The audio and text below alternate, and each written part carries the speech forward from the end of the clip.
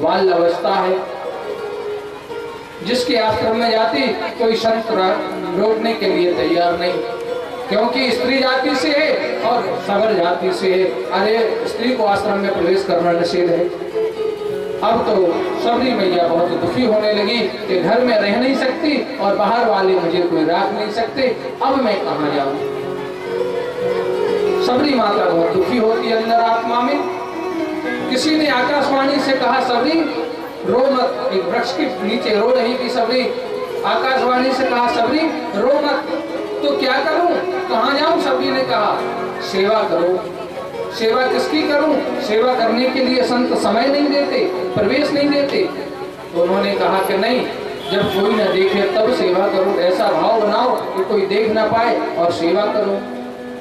सबरी मैया मतंग के आश्रम पर पहुंचे और रात में ही जब सब सो जाते संतजन, तो लकड़ियों का गट्ठा ले जाकर रख देती, सफाई कर देती, पूजा को फूल तोड़ कर रख देती। जब संत सुबह उठते तो पूरा काम तैयार मिलता।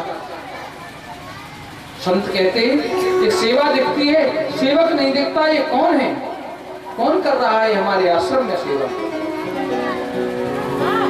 एक दिन संतों ने कहा आज कुछ भी हो हम देखेंगे जरूर कि कौन करता है हमारे आश्रम में इतनी व्यवस्थाएं, सफाई करता है, फूल रखता है, पूजा को लकड़ियां रखता है, कौन है। एक दिन संत जाग रहे थे, एक लकड़ियों का गट्ठा लेकर रात आई और एक कन्या लकड़ियां पटक के भागने लगी। संतों ने कहा यही है, इसको पकड़ो। सबरी मैया को पकड़ लेते हैं, पूछते हैं तुम कौन हो। सबरी रोने लग जाती है, पकड़ के गुरु मतंग के पास ले जाते हैं उनके शिष्य। मतंग ने पूछा सबरी, रोने लग जाती है, प्रभु मैं संसार वाले मुझे घर पे रहने नहीं देते, इधर कोई मुझे सेवा करने का अवसर नहीं देता, इसलिए मैं रात्रि में सेवा करती हूँ। मतंग मुनि प्रसन्न हो गए और कहने लगे सबरी आज से तुम्हें सेवा नहीं करना, सेवा करने वाले सेवक हैं, यहीं आश्रम में रहो। सबरी ने कहा कि प्रभु आपसे दुनिया वाले क्या कहेंगे।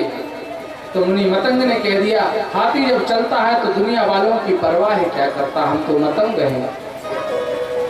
जब हाथी निकलता है तो कुत्ते भौंकते हैं, लेकिन हाथी उन कुत्तों की तरफ देखता नहीं है, भौंकते रहते हैं।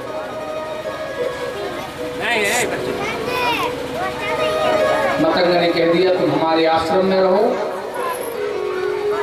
रहने लगी सबरी मुनि मतंग से पिताजी कहने लगती है, वह उनको पुत्री मान लेते हैं, कोई पुत्री कहते हैं मतंग ऋषि सबरी से, और सबरी उनसे पिताजी कहती है। मुनि मतंग का जाने का समय आया, सभी शिष्य चारों तरफ घेर के बैठ गए, तैयारियां। मुनि मतंग शरीर छोड़ रहे थे तो सबरी मैया नेत्रों में आंसू भर के रो के कहने लगी पिताजी आप कहाँ जा रहे हो। मुनि मतंग ने कहा बेटी जहाँ सबको जाना होता है वहीं हम जा रहे हैं। सबरी ने कहा प्रभु पिताजी मेरा क्या होगा, मैं क्या करूं। मतंग ने कह दिया सबरी तुम्हें कुछ नहीं करना, तुम्हारे आश्रम पर एक दिन भगवान आएंगे।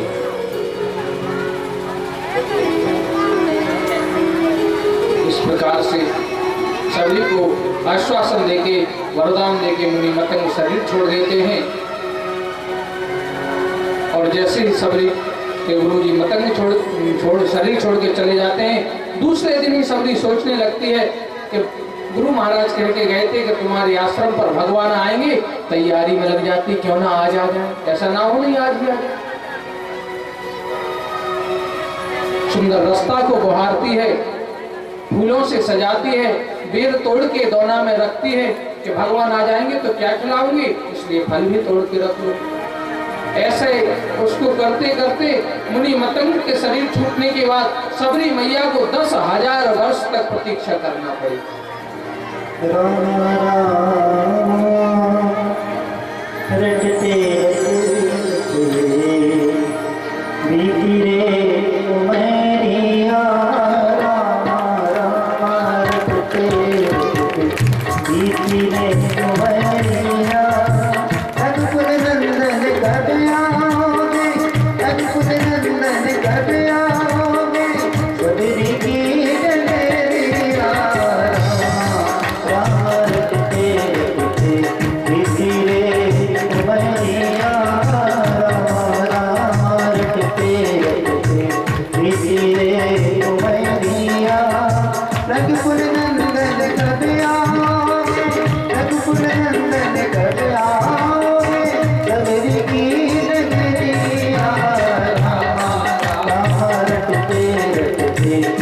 खुशी रे